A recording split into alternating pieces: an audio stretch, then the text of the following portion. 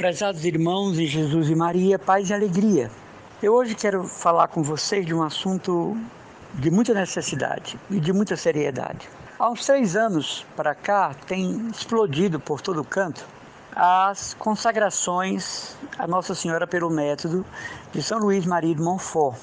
Esse método, que é colocado como se fosse uma coisa nova, que surgiu agora com determinado instituto, com uma comunidade, não é verdade. Essa devoção à Nossa Senhora, o Tratado da Verdadeira Devoção, ela é algo ontológico, né? Isso faz parte da história da Igreja desde São Luís Maria. Esse tratado ficou escondido, perdido por muitos anos. Depois veio à tona na década de 40, 50, e vários santos, né, foram protagonistas da difusão deste Tratado da Verdadeira Devoção. Então, esse instituto aqui em Fortaleza, que diz que foram eles que trouxeram essa devoção a Maria, não é verdade.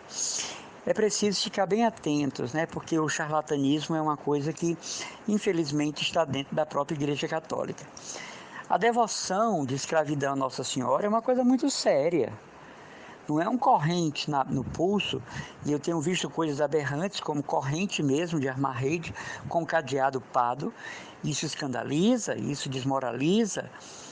A consagração a Nossa Senhora é uma coisa muito séria, porque implica viver com Maria, por Maria, para Jesus. Estar em união com Nossa Senhora, entregar-lhe nossa vontade, entregar a ela os méritos dos nossos atos, para que ela os utilize como bem lhe aprouver, como bem entender, e para as causas que nós nem mesmo podemos colocar para Nossa Senhora, a não ser numa atitude de obséquio. Quando eu me consagro a Nossa Senhora pelo método de São Luís Maria de Montfort, isto vai ter que ter uma reviravolta na minha vida, uma metanoia, uma mudança drástica em conceitos, em comportamentos, em opiniões, em ideias, porque seria uma hipocrisia sem tamanho, desmensurada, eu fazer da escravidão a Maria uma devoção às bobas, como diz Santa Teresa d'Ávila. Não adianta usar correntinhas, cilícios, cadeados. Isso chama muita atenção, não é? E aqui eu lembro muito de Madre Teresa de Calcutá, que dizia que humildade, ou melhor dizendo, virtude sem humildade não tem valor. Quanto mais discretos nossos atos de piedade, mais meritórios diante de Deus. Quanto mais escondida a nossa vida de piedade, mais agrada a Santíssima Trindade. Coisas vistosas. Outro dia que eu falei a respeito dessas moças e rapazes de véu na cabeça, crucifixo na mão, nas missas, se dobrando no chão como muçulmanos, se ajoelhando para receber a comunhão, e uma pessoa respondeu no particular que eu deveria estar admirado com a vida, e os escândalos dos padres. Não. Os sacerdotes, eles são homens escolhidos por Deus, e mesmo que façam qualquer coisa que seja pecado, ninguém pode tirar deles o mérito de serem ministros do altar. Que de repente essa turma do véu na cabeça e o crucifixo gigante na mão, com atitude de piedade, não abre os olhos, eles estão querendo dizer que só eles entendem o que está acontecendo no altar, só eles entendem o que é a Igreja Católica, só eles entendem o que é a Santa Missa. E daqui a 4, 5 anos essa turma está no pagode de novo, está no pecado de novo, que o diga, as ex-religiosas de um determinado instituto que saíram e estão até pousando nua, na internet, depois de terem sido muito santas diante do Santíssimo aqui em Fortaleza, não falavam com ninguém, viviam dentro de uma redoma, ninguém podia chegar perto, aí os escândalos na internet depois que saíram. A escravidão da Nossa Senhora é uma coisa muito séria. Significa que eu vou mudar de vida, que eu preciso mudar de vida, que eu preciso alterar o quadro geral da minha vida, que eu preciso colocar Maria, digamos, como modelo absoluto de minhas obras, de minha personalidade, do meu caráter. É muito simples fazer a escravidão a Maria e ser a mesma pessoa que eu fui, ou até piorar, não sei. Eu preciso cultivar as virtudes da Mãe de Deus, a docilidade com que se entregou ao Espírito Santo, como acolheu os dons do Espírito Santo e viveu no prisma da graça, sobre a obediência régia do Espírito Santo. Uma pessoa consagrada a Nossa Senhora, ela é uma pessoa que tem um comportamento social divino, celeste, sem deixar de ser humano, que tem uma postura de testemunho, onde vai embora a arrogância, a soberba, a boçalidade, a jactância, a vontade de provocar os outros, comportamento inadequado, solitário, sem querer falar com ninguém, coisas que a igreja não ensina e o evangelho não ensina. Consagrar-se a Nossa Senhora pelo método de São Luís Maria não é se tornar um psicopata, uma esquizofrênica. Não é mudar nem alterar seu comportamento para ser uma pessoa pior, que é o que nós vemos acontecer. Esses grupos fechados em panelinhas religiosas é algo verdadeiramente asqueroso na igreja. Asqueroso! Porque eu não dou 4, 5 anos para essa turma que você vê aí, está no mundão, na promiscuidade, nos eventos de mundanidade do mundo. Por quê? Porque essa rigidez vai acabar numa grande decepção com a própria estrutura que alimenta essa rigidez, com a própria espiritualidade que anima esse comportamento de isolamento dos outros, de boçalidade, de querer demonstrar que só eles sabem o que é o mistério do corpo místico. Coitados! Eu não dou 4, 5 anos para essa turma cair na gandaia, como a gente fala. Então, quando você é devoto de Nossa Senhora, você é uma pessoa equilibrada, natural. Tudo flui em você, como eu falei ontem, na virtude espontânea. Aquelas pessoas que querem imitar, né? Outro dia eu vi aí a fundadora de uma comunidade que agora está usando um véu amarrado com um lacinho no queixo. Certamente ela viu isso num santinho de alguma fundadora do século XVI, do século XVII. E quer imitar hoje. É tão ridículo, é tão feio. Você perceber que alguém está querendo trazer a Idade Média para hoje, se não dá conta nem dos problemas de hoje. Trazer os santos da Idade Média de hoje, mas sem ser santo do século XXI. É fácil. Induzir os outros ao jejum, mas está por ali de gorda, de gordo. Induzir os outros a acordarem 4 da manhã, mas tem um dia de muito luxo, de muita sofisticação. Então isso é hipocrisia, né? Sujeira mesmo. Então, quem é devoto de Maria, muda de vida. Quem é devoto de Nossa Senhora, escravo de Maria, é uma pessoa doce, amável, fraterna, sem julgar o próximo. E nós, as pessoas que nós vimos nos encontros, boçalizadas, jactanciosas. E eu rio de todo esse pessoal, porque daqui a 3, 4 anos estão na gandaia.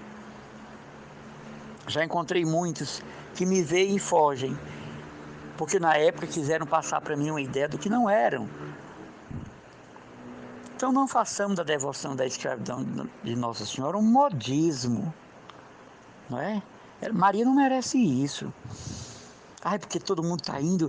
E esses institutos são tão sábios que estão vendendo as pulseirinhas com preços exorbitantes, né? Para as viagens na Europa. Então, cuidado. Procure uma comunidade séria para você fazer a sua preparação para a consagração a Nossa Senhora. E não comunidades estúpidas, falsas, que trabalham contra o Papa Francisco, conservadores hipócritas, mentirosos, ardilosos. Chegam a ser criaturas completamente deslocadas do centro do Evangelho. Ser consagrado a Maria é mudar de vida. É adocicar o amargo da natureza humana.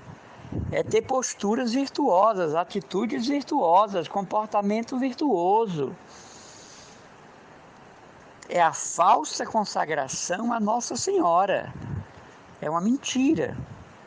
Quantas pessoas eu conheço que já tiraram a correntinha, que não renovaram a consagração? Sabe por quê? Porque foi no momento de ímpeto, de emoção, de euforia, de oba-oba. Então, se vai se consagrar pelo método de escravidão, consulte um diretor espiritual. Não entre de cabeça, porque É um contrato com Nossa Senhora que precisa que haja fidelidade no cumprimento desse contrato. Virou moda se consagrar a Nossa Senhora como escrava, mas a atitude de vida, a postura de vida, o testemunho de vida é o pior possível. É o mais vergonhoso possível, é o mais nojento possível, asqueroso. Porque são pessoas inflamadas de soberba e boçalidade, que transitam nos eventos, que transitam nas comunidades, nas igrejas. Quando um consagrado escravo a Maria é pessoa de humildade requintada, de fuga das honras, de escondimento, de humildade. Repito, Madre Teresa dizia, Santa Teresa de Calcutá, nenhuma virtude tem valor sem humildade. Veja bem, nenhuma virtude tem valor sem humildade. Então, nesse mês de maio, muita gente está se consagrando como escravo, mas cuidado, tem condições para isso, tem leis para isso. Tem atitudes que dizem que você é um consagrado escravo de Maria. E não uma brincadeira ocasional. E não uma agitação social do momento presente. Repito, a maioria que eu conheço já saíram desses institutos, dessas comunidades, porque viram. Pregam uma coisa e vivem outra. Não dá, né? O Evangelho, ele é autêntico e gera autenticidade. Portanto, eu quero deixar hoje a reflexão. Ser devoto de Maria e se consagrar como escravo significa repercutir no mundo as virtudes de Maria. E eu ser uma cópia de Nossa Senhora naquilo que a minha humanidade comporta. E eu ser alguém que é o emblema da Santíssima Virgem onde eu estou. E nem precisa que ninguém saiba que eu sou devoto escravo.